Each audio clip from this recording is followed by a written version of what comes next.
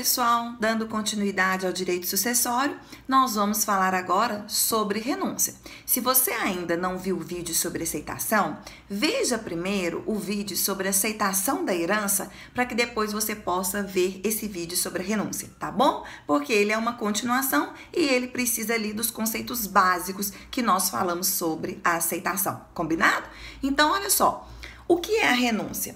Então, da mesma forma que quando nós temos lá no artigo 1784, diante do princípio da saicina, que transmite desde logo o patrimônio do decújo aos seus sucessores com o evento morte, e isso acontece de forma provisória e para que se torne definitiva precisa de ter aceitação, logo também esses herdeiros, eles não precisam aceitar. Eles podem repudiar a herança, ou seja, eles não querem a herança.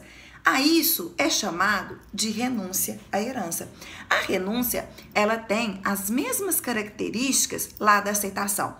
Então, como regra geral, a renúncia também ela é um ato unilateral, tá bom? Ela também é incondicional, ou seja, aquele que renuncia, ele renuncia sem pôr nenhum tipo de condição. Então, a renúncia também é um ato puro e simples. A renúncia também, ela é indivisível. Ou você aceita tudo, ou você repudia tudo, tá bom? E também, ela é irrevogável. Nós vamos ter aí um episódio do que pode acontecer, que é da cessão hereditária, que daqui a pouco nós vamos falar. Sobre o ato unilateral, a renúncia ser um ato unilateral, eu chamo a atenção dos senhores para esse aspecto. Por quê?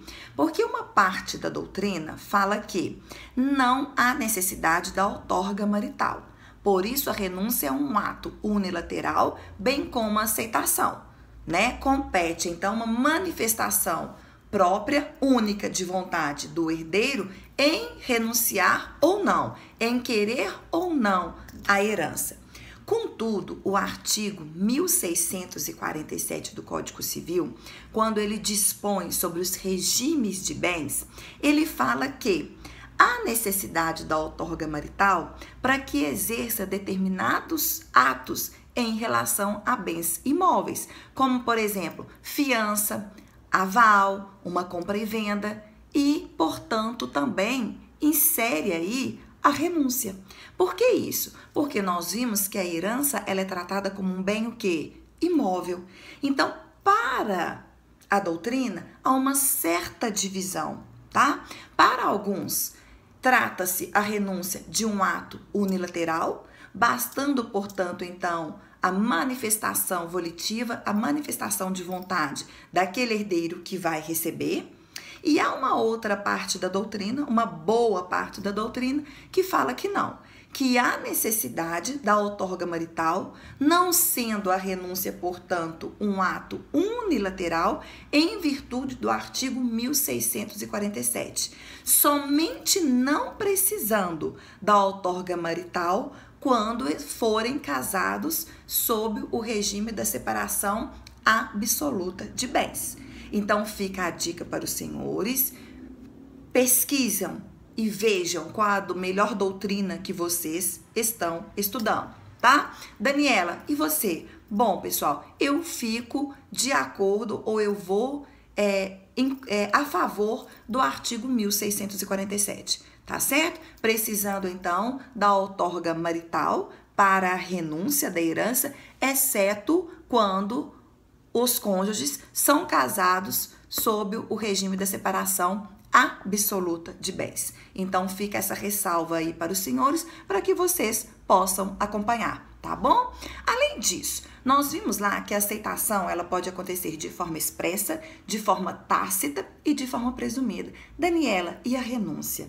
A renúncia, ela só pode acontecer de forma expressa, através de instrumento público ou por termo judicial aos autos do processo. Então, não há, pessoal, que se falar em renúncia tácita, não há que se falar em renúncia presumida, ok? Renúncia, então, ela somente pode acontecer de forma expressa. Então, resumindo até agora, tudo o que nós falamos em renúncia, sobre renúncia. Renúncia, então, ela é o repúdio à herança, é a não aceitação da herança. Ela, então, pode acontecer somente de forma expressa, através de instrumento público ou através de termo judicial nos próprios autos de inventário. Ela é um ato incondicional, ela é um ato indivisível, ela é um ato irrevogável, bem como acontece com a aceitação.